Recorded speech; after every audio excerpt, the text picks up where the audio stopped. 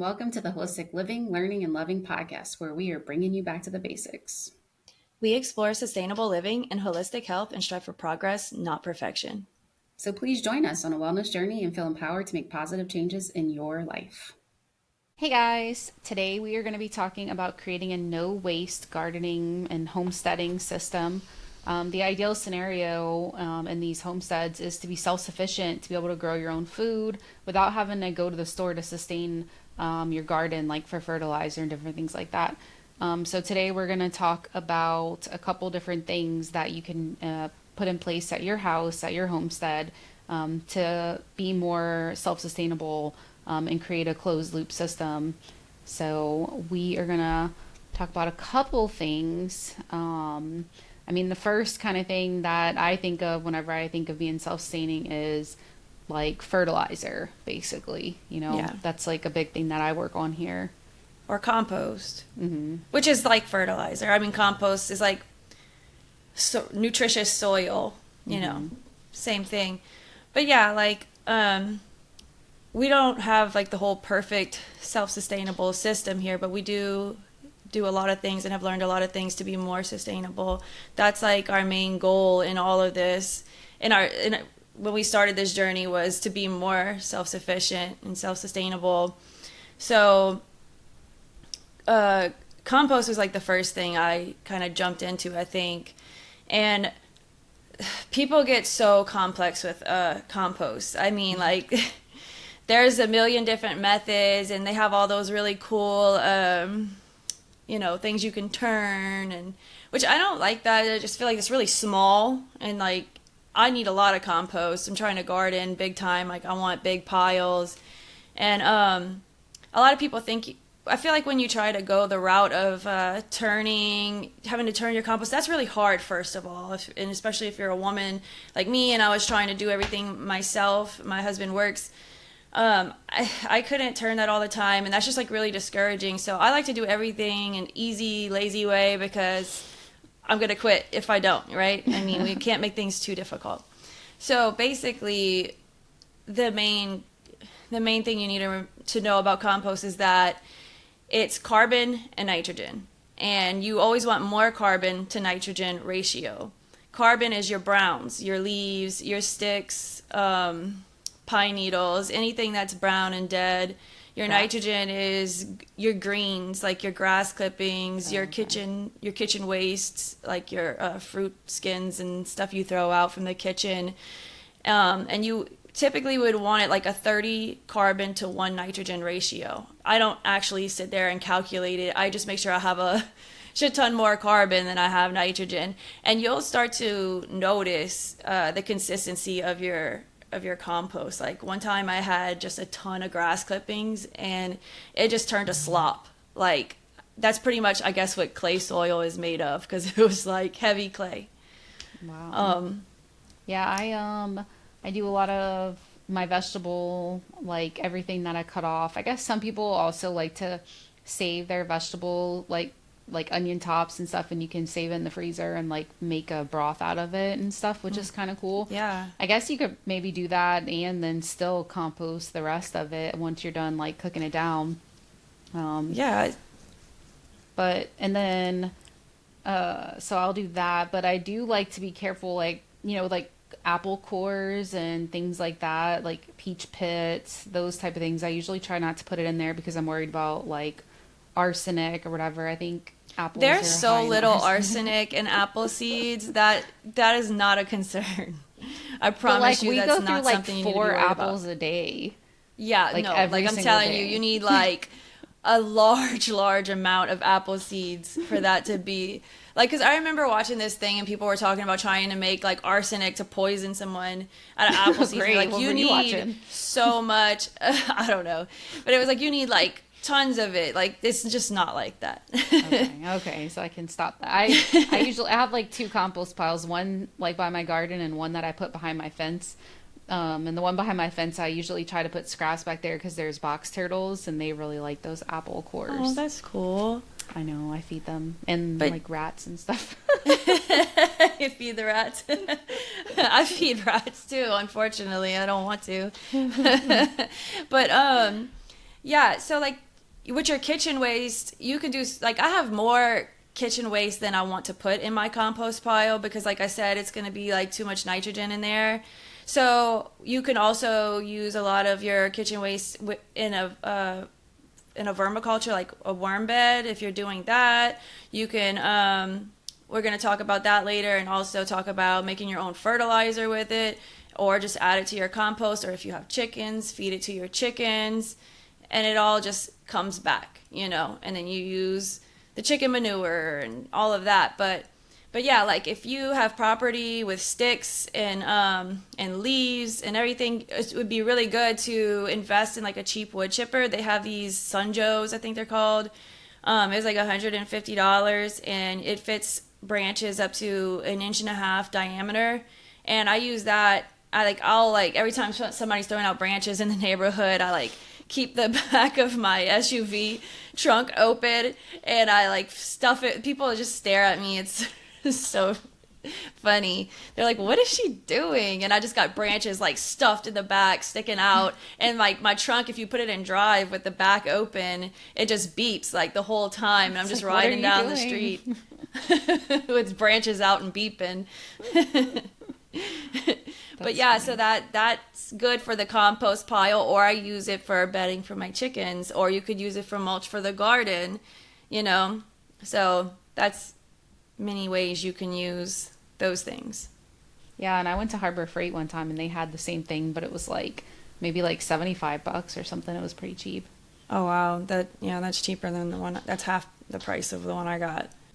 So if you're building you build your compost, you also want to make sure that you have good, healthy microbes in the soil, or a way to add good, healthy microbes to the soil.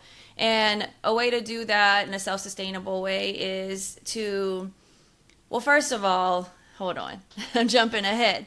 Why do we want microbes, right? So we have nutrients available in the compost, in the soil already, but a lot of times they're not bioavailable for our plants. We need the microbes. The way the microbes work is they eat all the things, and then they poop out the nutrients for the plants, and now it's now bioavailable, whereas it wouldn't have been before. So you really need life in the soil.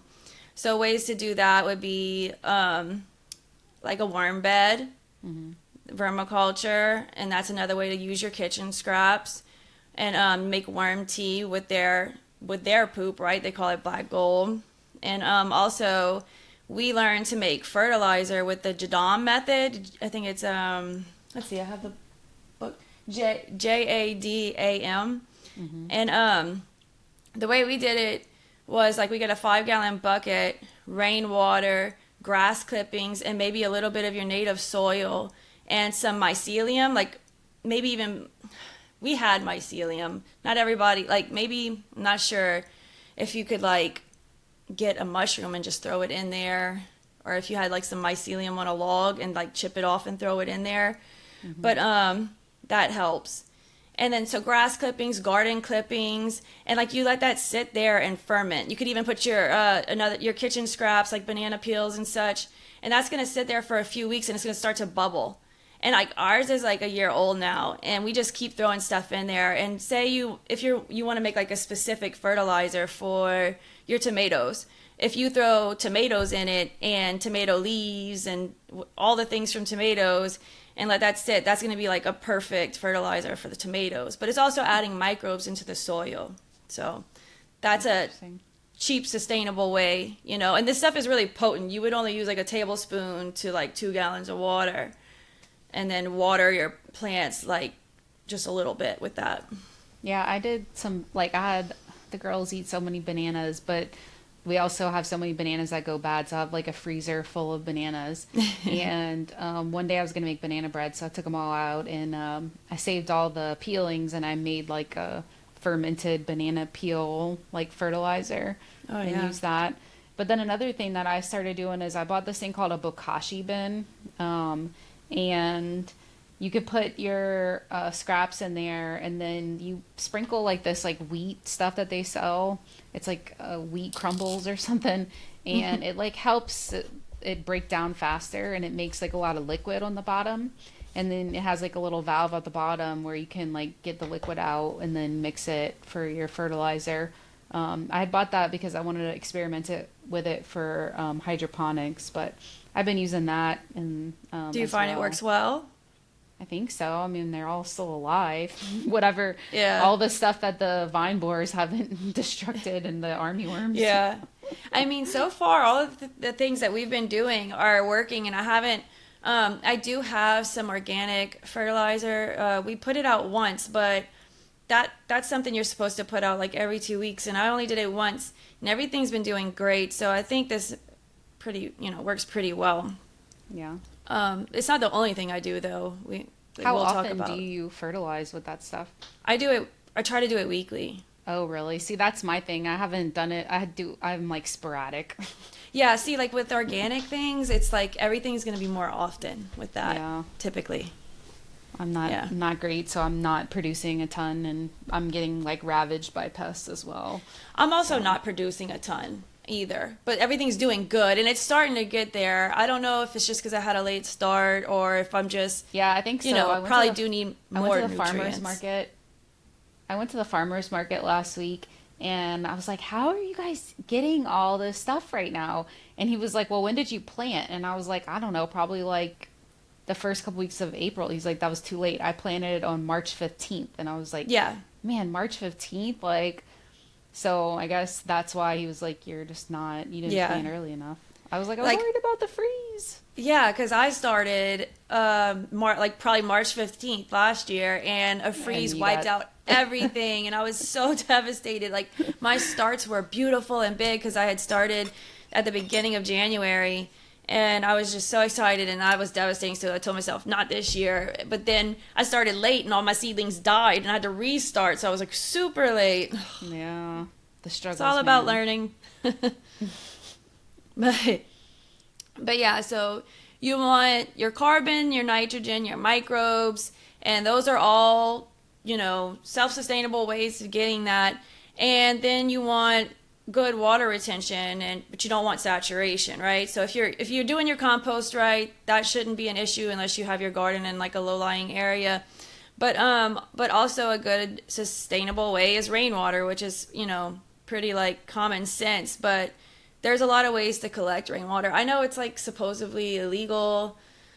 In some states it's illegal to collect rainwater, but I say screw that, because that's like a God-given right, Nobody should be able to take that from you. What should be illegal is putting Roundup on everything. That should be illegal. Right? I know, like the world we live in.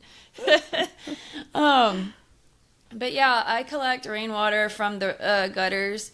I have turn you in, bitch. It's not illegal here. I checked. but yeah, I got 255-gallon drums that and I use just that to water the garden until I run out. This year it's been pretty good. We've been getting a lot of rain, so if I run out, I'll use the hose, but I haven't had to do that too much. Rainwater is the best for the garden, because our faucet water is so full of so many chemicals, and it's not good for us. It's not good for the plants. Rainwater is free. They do have these little pumps that you could put at the bottom of the barrel, and it'll pump it out. But the one I have is crap. Don't buy that one. But there are good ones. Our roof is shingled, so it's like I can't collect any of it. I mean, so here's my theory with that. I'm collecting off of my tin roof, and it's a different gutter system, so it's not coming from the shingle. Water isn't coming onto my tin roof. But my shingle water is still going onto the ground. Yeah, where my plants are. So, I mean, I can't stop that anyway. Yeah, I guess so I mean, if you think about it, but yeah, it's not ideal. Roof line. Yeah. Yeah. But also, if you really don't want to do that, they have like these really cool systems, which I want to do. What I really wanted to do, I have the raised beds. I wanted to set up like a little, 2-foot high stand with a 55-gallon drum with some beams up and a little tin roof above it to collect rainwater to go into that drum. Just like a little, you only need a little bit of tin. Yeah. To just for the rain to hit on and then run into the thing. So you could just build that in your yard to collect water, and it doesn't take a lot of money or space. Yeah. So yeah, you could do that. You can even put little spigots on it, attach a hose, and do a drip system into your garden. Like, so much you can do. And So you water your compost? I try to. I forget a lot, I've but never watered mine. you want it. I'm glad you said that because I didn't think of it to mention that. But you don't want it dry. If it's like dry, all the life is gonna die. You know, it needs water. So you don't want to saturate it, but just like your plants, you know, it just needs to have some water. Sometimes I forget, but mine's also in a pretty shaded area, so I feel like it holds water pretty well. But yeah, rainwater is definitely a sustainable way of, and then if you have land, if you could like dig a pond and then, you know, have it pump water out of your pond that'd be real nice, you know, real sustainable. So, like, I really like, one of my neighbors has rabbits, and I ask her, like, hey, do you have any poo to spare? And she'll come give me some rabbit poop for my garden. And then we have some wild bunnies out here, and when I find their poop, I like to go pick it up. I mean, not with my hands, with like a little shovel. And go put it in my garden, and it's like I found gold out there. Yes, rabbit poop is gold. I swear. Like, so my very first experience with rabbit poop was when I had rabbits when I was a kid. You remember those rabbits? I do remember that. So they were we had planted an oak tree. This was like, we bought it, you know, like small size from like probably Lowe's or something. They planted it, and it was like a decent size by the time we had put the rabbit cage under it. But we put the rabbit cage, and the rabbits were just pooping and pooping and pooping, and it was just piling up under that tree. And that tree exploded. I mean, just exploded. It loved that rabbit poop, and that's when I learned how good it was. But so you have hot and cold manure. Rabbit poop, goat poop, and I think I just read online like alpaca and stuff like that. I mean, I don't know how many people have those, but those are cold manure animals. And you can put their poop right on the garden, right on your vegetable garden. It doesn't have to sit and compost. It's not going to burn. Because hot manure, like chicken manure, would burn the garden, would burn your plants. It's got to sit and compost for a little while. What I makes say it that, hot but then versus cold? What? What makes it hot versus cold? Because I thought it was that they don't eat meat. But I think that's I not it. told you that, but I'm not sure if that's true. Because I think, let me look it up. I think also cow manure is cold. And if you think about it, that's all herbivores. But then it says typically hot manures are rich in nutrients, low in moisture content, and quick to decompose. Cold manure, such as llama and alpaca, can be added directly to newly planted soil. The scoop on poop. Yeah, see, cow manure is also cold. So cow manure is cold, goat manure is cold, rabbit manure is cold. So to me, like, none of those eat meat. But chickens, they can eat meat. Oh, they can? They don't typically, but they eat bugs. You know, they eat a lot of bugs. So I don't know if that's kind of like in the meat arena. I'm not sure, y'all. I'm just talking. Well, I'm just theorizing over here. But and then, you know, obviously human poop, dog poop, cat poop, we're all meat eaters, and our poop is hot. So that's the conclusion I came to. I've never really looked into it, but rabbit poop is so good for the garden. It will, and you know, it's like you make your compost, and that's like good nutrients for your soil and your plants. But I really feel like manure is the missing link. Like, you really, if you can get your hands on some manure, that's really gonna give your plants like the boost they need. And like a good self-sustaining system would be like a cool idea would be to have your chickens, like the whole raking system, where you have your chickens on the bottom, and then you have your rabbits in the cages up top, and then the rabbits poop, the poop falls, and then the chickens are just kicking it around and digging, and they're also pooping on the ground. And then you should have a deep litter. You should always want like a deep litter, like a thick a thick layer, I would say 6 inches to 12 inches of wood chips, leaves, your carbon, your brown materials, because their poop is the nitrogen, right? And we want a 30-to-1 ratio, 30 carbon to 1 nitrogen ratio. So you want a lot of carbon litter, and then their poop is going to be the nitrogen, and the chickens are kicking it around, so stirring it up for you. And then that's making great compost for your garden. And then your rabbits up top, you can eat for meat, which I want to do, but I have to get past the point of killing a cute rabbit. I'm determined to get myself to that point. And then you're getting eggs from your chickens, and then when your chickens get too old to lay eggs, you eat them. You kill them for meat, which older chickens are more tough. They say they're not good for like a frying chicken. They're like stew meat that you have to slow cook for a while because their meat is tougher. Do you remember when Mama used to make poodoo soup? Poodoo soup? Yeah, is it poodoo? Yeah, poodoo duck. Huh? I thought it was poodoo. I don't know. No, it's poodoo. I remember she would make that, and I'd be like, "That's not happening for me." It was know. like carcasses in a pot. It looked really gross, but it was probably really good because it's duck, and I love duck. Such a weird name, though. That's what threw me off. That's why I didn't want to eat it, because it was called poodoo. Poodoo soup. But yeah, it's also like a lot American coot. It's also known as a mud hen or poodoo. Yeah. Poodoo, like Pool? Pouldeau. Poodoo. Oh, well, everybody down here says poodoo. That's why. That's how everyone says it. Sorry, diversion. But yeah, like even if you don't have rabbits, a lot of your friends probably do have them as pets. So that's another way you can get that into your garden for free in a sustainable way. Okay, so another really good resource that is free to us and we probably have an abundance of is grass clippings, especially in the summer. We're having to cut the grass all the freaking time. You just get one of those bags to collect your clippings.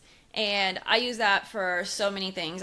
I use it for my compost, to get that 30-to-1 ratio. Because I have a ton of leaves. I made a deal with Miss Wendy, like I said in a prior podcast. She gives me a ton of leaves and pine needles. And then, so I have a bunch of carbon, and I just add my grass clippings. I also add my grass clippings to that homemade fertilizer. Because another thing about the homemade fertilizer is you want a lot of the native microbes. So that's why you're putting your grass clippings from your land and some of your native soil because that's all you want. What's native to your area, that's what's going to make everything grow better. Instead of introducing bags of soil and microbes and fungi like mycorrhiza from other places is not really ideal. So yeah, I add grass clippings to the fertilizer, and in my raised beds, I was having an issue of that. It was that shitty organic soil I bought. It's like not retaining water at all. It's like every day I water it, and it's just, you could just grab it, and it's just like dust. And so to me, I think it's too much carbon, and it was very wood chippy-ish, wood chippy-ish. That's a new word.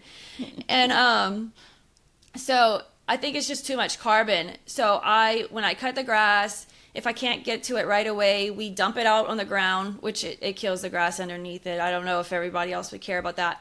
And I let it dry because I don't want it to, if you keep it piled up, it'll get real hot. Grass gets real hot. It starts to compost really quickly. And then whenever I can get to it, I'll just take small batches of it and put a thin layer on top of my soil. And I'll do that like every few days. Like I said, you don't want to put it real thick because then it'll get hot and burn your plants. But that's a good way to add some nitrogen to my soil and more water retention and nutrients, because it's a lot of nitrogen, and your plants love nitrogen. So my plants are like really nice and green. But yeah, I'm trying to think like what else. I also can feed some of it to the chickens. Chickens love grass clippings. Really? Yeah, they love to eat grass and garden clippings and stuff like that. Yeah. Vine borers. I save all They my do. vine They love borers. vine borers. I like save them when I go on my hunts, and I give them to my neighbor, and she gives them to her chickens. And it's Yeah. like, how do you have so many vine borers? I was like, yeah, I know.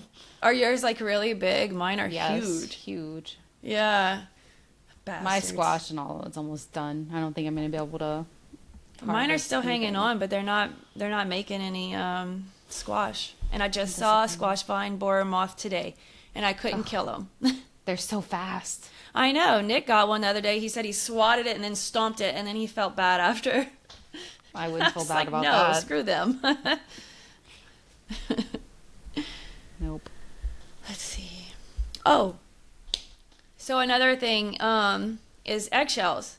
So if you have chickens, you're already getting eggs for free, and then you have all those eggshells, or or you're buying your organic eggs from the store. You don't want to use non-organic eggshells, but so you can use them to add calcium to the garden.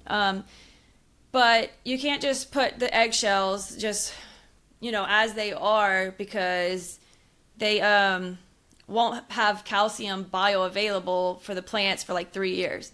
So you really need to, I don't know, there's like conflicting information. Some people say that you need to like crush them up and bake them at a low temp for a little while till they get dry and brittle, like at 200 degrees, and then add vinegar. But I think you could really just add vinegar to them, like Well, crush them all up. I think the reason why you have to cook them is to get the like any bacteria or anything like that off of them. I mean, I don't know why that would really matter though. Like, because eggs have salmonella, I think, and if you put that on your garden, you might get salmonella like on your fruit and vegetables, I guess. Okay. Well, I mean, I guess either way, it doesn't hurt to just do it. So like you can bake them and It then smells wonderful in your kitchen. really, I don't know. I did No, it. it And I don't doesn't. remember. It's horrible. It smells like eggs. Yeah, I know. I just don't remember. I don't remember smelling it and thinking it was terrible. What I But, would do is like we eat a lot of eggs, like 6 eggs a day, and I would put them in like a mason jar or whatever, or a Ziploc bag, and like kind of crush them up a little bit at the bottom, and then put them in the freezer and keep like adding to it every day until I had like a big batch or like a gallon size Ziploc full, and then I would do the rest. That way, like, because otherwise you can't just like let a bunch of eggshells be like sitting around; they'll get stinky. Yeah, quick. that's a good idea, because with the way I was doing it, I was getting frustrated with it. I would, throw the eggshells in the sink until I could, I'm cooking, I throw them in the sink, and then after I go rinse each piece, like each half off, and then I would let them sit on the counter to dry, and then I'd put them in a Ziploc bag and crunch them up. But like that was just like a lot of crap to do. So I think your idea Yeah, so the sounds pretty Ziploc method good. in the freezer, you like don't even have to rinse it off or anything. I just put it Yeah. right in there, and then I just kind of crunch it to make sure there's space. Because once you freeze it, they're gonna get hard, and it's harder to crunch them down. Yeah, that's a good idea. I'm gonna have to start doing that, because I started Actually, to it probably just doesn't matter. I started just throwing them in, because I already have enough like powdered up for the vinegar. I just started throwing them in my compost pile. And I was like, screw it, in 3 years there'll be some calcium. You could just throw them in there.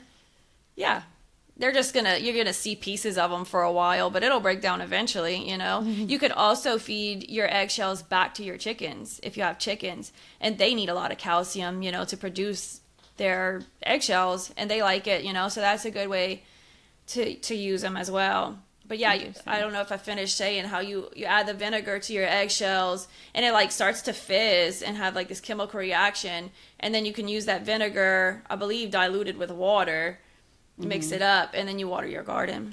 How often do you do that? We haven't been doing it that often. I'd have to look it up how often you should do it. I would imagine probably, I don't know, maybe like weekly, bi-weekly, or monthly at least, or something. I don't know. I'd have to look it up, I don't want to tell Yeah, and I anybody know wrong. You can also, to get those other like nutrients, you can put Epsom salt in water and water your plants Yes. with that too to get the magnesium. Yes, that was another one that I had heard about not that long ago, and I want to do. I just ordered a bunch of spray bottles because I didn't have enough, and I wanted one for my baking soda. I have my baking soda, Castile soap, rainwater mixture, and that's for pests and powdery mildew. And then I have just my rainwater spray bottle, and then I want to have one with the salt, the sea salt or Epsom salt. You could do it with sea salt too. And I don't know because then you're gonna get too much salt in your garden, and salt's not good. no, sea salt is good. Like you could Oh, even sea go salt's get good? ocean water and put it in your garden. It's gonna be great. Yeah, and so yeah, and you can just spray that like straight on the leaves and stuff. They say. So I want to do that. That's really good for the garden. Instead of having to go buy all of these fertilizers from the store, these bags of soil, and like say you want to start planning to garden, or like you want to start a garden, but you know you're not quite ready yet. It's not that season of life yet. But you could just start composting. You know, start composting, start building it up because it takes a good bit of compost to really make a garden. Or if you're gonna garden in ground, you know, you still want to add compost to the top. You know, so just start building your compost and start learning these ways. That way, once you start getting into this system, gardening is like really affordable. You know, not very often do I have to go buy bags of soil. Mainly that's when I'm starting seeds or something, but eventually I'm going to get to a point where I don't use use my own compost or something for seeds. See, and like another thing is just like thinking about your food scraps. Like even if you're not going to compost them, there could be another thing you could do. Like for instance, it's the end of strawberry season, and I buy flats of strawberries every single week. And I've been saving the tops in Ziploc bags in the freezer. And I'm going to make strawberry jelly with the tops because I saw an Instagram reel where this lady was making jelly with just the tops. Oh, that's so creative. I love stuff like that. Like, I hate waste, especially when it comes to food. Like, I don't like to waste at all. So I love all those creative ways. Yeah. I bet you could probably even make like some wine or something with those. Yeah, possibly. And then like we talked about earlier, if you save like your bell pepper, onion, garlic, all those scraps, you can make like a broth. I've even seen videos where people save like the garlic and the onion skins, and you can like put them in the oven and put them in the food processor and make like garlic powder and onion powder out of those. Yeah, it's really cool. That is cool. I want to start making my own garlic and onion powder because I buy so much of it, and it's expensive buying the organic versions of those. Mm-hmm. Yeah, there's there's especially onions. I guarantee you have enough onion skins to do that. Oh yeah, I know because I go through so many onions. That's why I really wish I could get my onion seedlings to work because I need like onions and garlic would just save me so much money. Just that, you know, because I buy so many onions and garlic. It's ridiculous. But so tell me. There about are your so worms. many ways. What? Tell me about your worms. I've always been interested in vermiculture, but I've never like gone through with it yet. Vermiculture is cool. Honestly, it's really good for the garden, but I haven't been focusing a lot on it lately. Just because I feel like all of the other things I'm doing is enough. Mm-hmm. But I do still have my worms, but they haven't been like they're supposed to keep reproducing, and you're supposed to, you know, start to get so many worms that you have to split the bed and make more beds because they keep having babies and so forth. But mine aren't. I don't think I made my soil mixture good for them. It's not like holding moisture really well.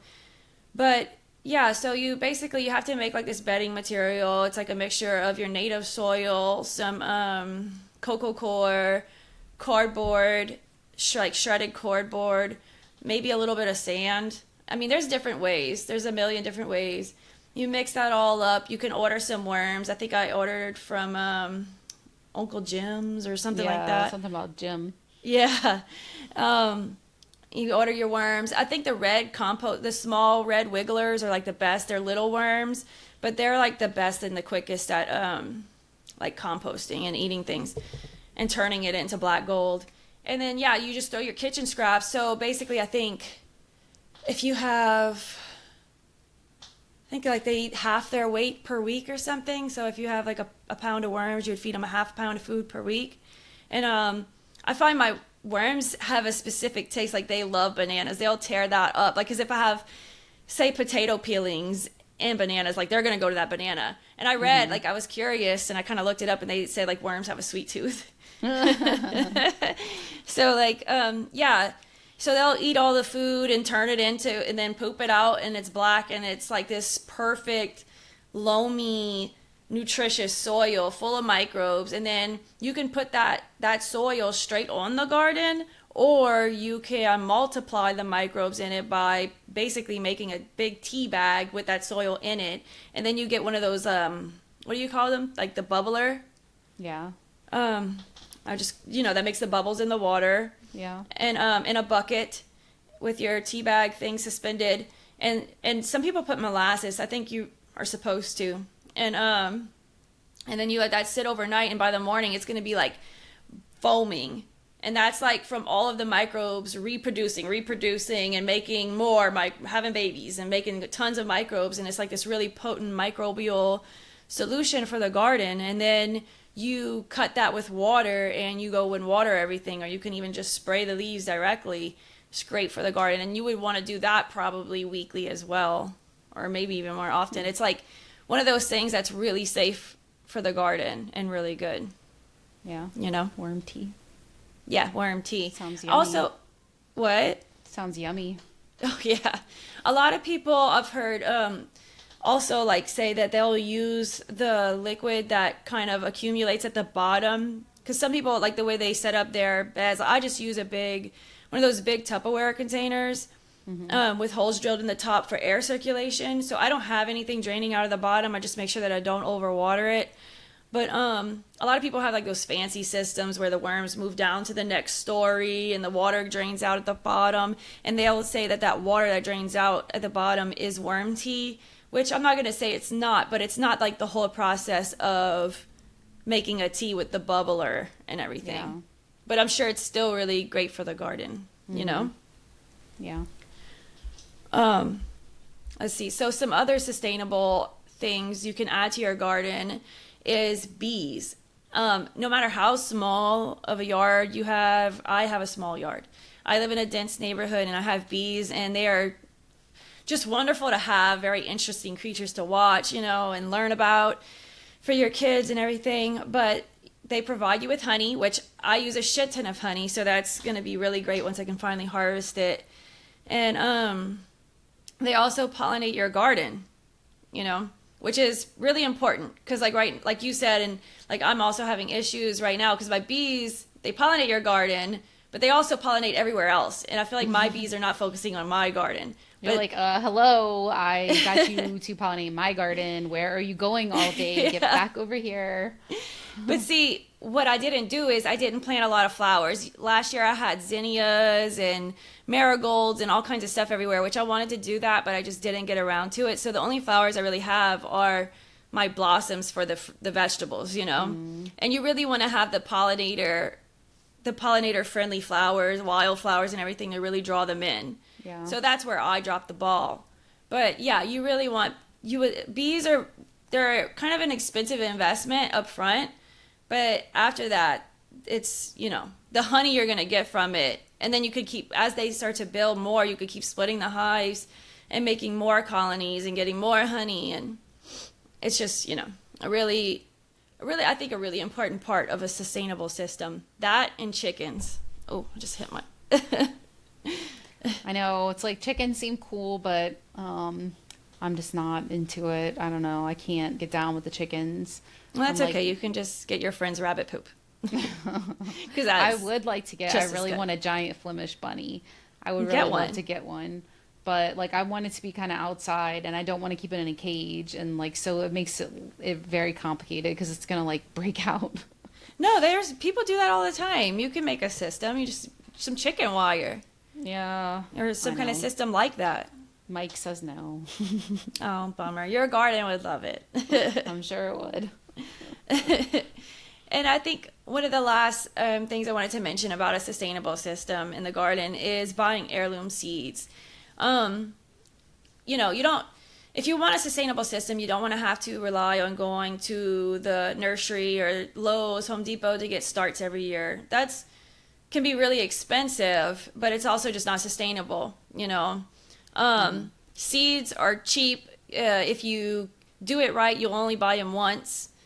And you really, if you're going to collect seeds to keep growing that same variety, you want heirloom seeds. You can collect seeds from hybrids, but the plant that's going to grow from them isn't necessarily going to be the same as the plant it came from. So it's not a, what do you call that? A stable genetic. Yeah, it's not stable genetics. So you want heirlooms. Heirlooms have stable genetics, and the seeds from them will always produce the same plant. Mm-hmm.